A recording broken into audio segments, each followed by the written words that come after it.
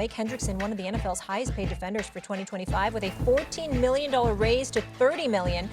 Hendrickson is still scheduled to become an unrestricted free agent after this season. Adam, how did both sides land on this revised deal? Well, listen, I think this is the victory. Trey Hendrickson gets a $14 million raise this season. Yeah. This season. You don't see players get $14 million raises on 1 year. And the Bengals essentially get to keep his services, and they are spared of having to give him the type of huge contract that some of these other pass rushers have gotten with $100 million in guaranteed money. And they now will potentially wind up losing him, but they'll have him as they're trying to make another playoff run this year. Trey Hendrickson gets to become a free agent after this year, so it's not as much money as he wants, but he can test the free agent market. And again, we talked about it with Terry McLaurin. We'll talk about it with Trey Hendrickson.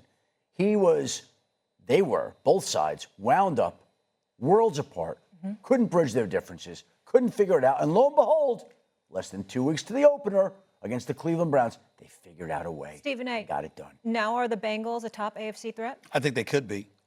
Their defense is not going to be much better, despite his greatness. 35 sacks over the last 2 years, 4.5 more than anybody else in the league. Led the NFL in pressures with about 92 last year.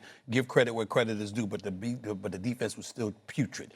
25th in scoring defense, worse than that in total defense. They were awful. And watching them this preseason, it would have been criminal had they not signed them, because they're so awful defensively this preseason. You actually said, if you are a member of the Cincinnati Bengals defensive unit, you should keep that from the public. You should ask the announcers not to even reveal your names, okay? You shouldn't want your name on the back of a jersey. That's how bad the defense looked this preseason. Having said that, I got to give love to Joe Burrow. Now, this brother's a stud. We all know what a big-time quarterback he is. But I'm going to remind everybody, Molly, he came on with us Super Bowl week, right on first take, and called out the Bengals, called out the organization. I need Jamar Chase here. I need T. Higgins back. We need Trey Hendrickson back. He said it by name. We need those three. And give Cincinnati credit for going out and finding a way to get it done. But I don't believe it happens if Joe Burrow doesn't open his mouth and mandate it, because he is Cincinnati. By the way, right now, he is Ohio when it comes to quarterbacks, because they don't have another one, okay? So I'm just telling you, the brother, give him credit where credit is due. Not many people in his position would be as outspoken as he was against the organization in mandating what was needed in order for them to be competitive. Now he's got to go out and win in the first 2 weeks of the season instead of being 1-11. They've been terrible. They've been first. You got to go out and win. That's been an credit where credit all is right, due. they pushed all the chips in here. Top AFC threat?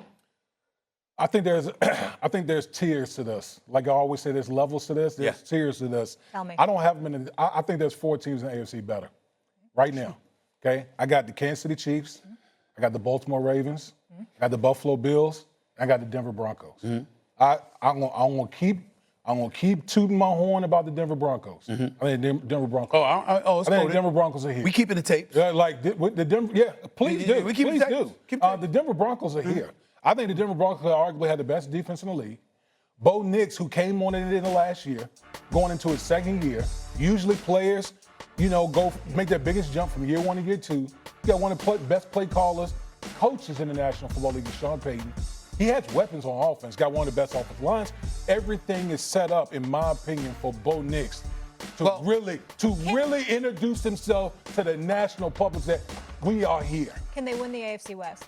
They can. I don't think they will, but they can. Let me say this, because this is a question out there. I want to throw this out to both of y'all real quick. I get where you're coming from. But when we're asking that question about the Cincinnati Bengals, because everybody can't, you don't have to play everybody. Like those 4 teams. So somebody going to run into somebody come play all the time. You understand what I'm saying? Right. I mean, Cincinnati got to play all of them. Yeah. You understand? Somebody going to run into somebody.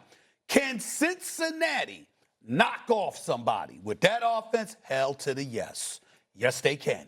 With that firepower, no. If your defense is middle of the road, if your defense is the 20th ranked defense in the league, you could possibly win 2 to 3 more games if you're the Cincinnati Bengals with that offense. You might be asking a lot of that defense, okay? This is the same Cincinnati team that has a losing record last year when they scored 33 points in the game. I agree with that. 3 and 4. Think about that.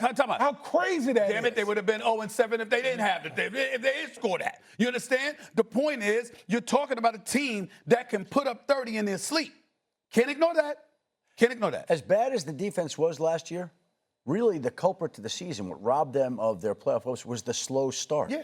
They have gotten Patriots. out to a slow start every single year. And you'll notice this year in the preseason, the regular guys playing. Joe Burrow didn't play in the preseason before. Jamar Chase didn't play in the preseason before. T. Higgins didn't play in the preseason. They're out there this summer because Zach Taylor, the head coach, obviously wants to try something different to get them ready to avoid the type of start that's derailed their season in recent years. This might be breaking news here. Is that your way of saying, Adam Schefter, that you agree with moi when I've religiously stated that there should be an investigation into the coaching staff of the Cincinnati Bengals and what they're doing in the offseason and in preseason? Because, damn it, they can't win games in the first 2 games and 2 weeks of the season. 6 straight years.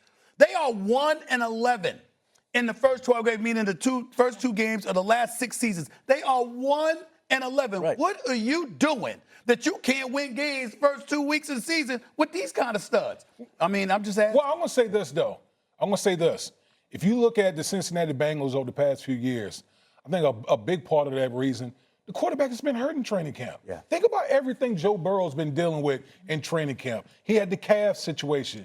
He had what, the appendix situation, the thumb injury. Like, all those things, like, you start off training camp, you have that going on, then it just bleeds right. Last year. Right, exactly. It just bleeds right into the regular season. We got to leave it there, but they have Hendrickson, 57 sacks over the last 4 seasons. So positive news for the Bengals and turning around that defense. Coming up on First Take, the standoff between Micah Parsons and Jerry Jones continues. Adam Schefter with the very latest on the likelihood of Micah being on the field Week 1. Texas with a huge matchup. Schefter is going to have breaking news all day long as teams are cutting down to the necessary limits by the middle of this day, and we have a couple this morning. Well, Greeny, we have an interesting one out of New York. The Giants are waiving quarterback Tommy DeVito, who will be released later today. He'll go on waivers. We'll see if there's a team that claims him tomorrow. But Tommy DeVito is the odd man out, with New York having Russell Wilson, Jackson Dart, Jameis Winston. Tommy Cutlets is no longer in New Jersey. He's like a folk hero, right? I mean, the whole area fell in love with him. He's been pretty much the only good thing about New York football for the last couple of years.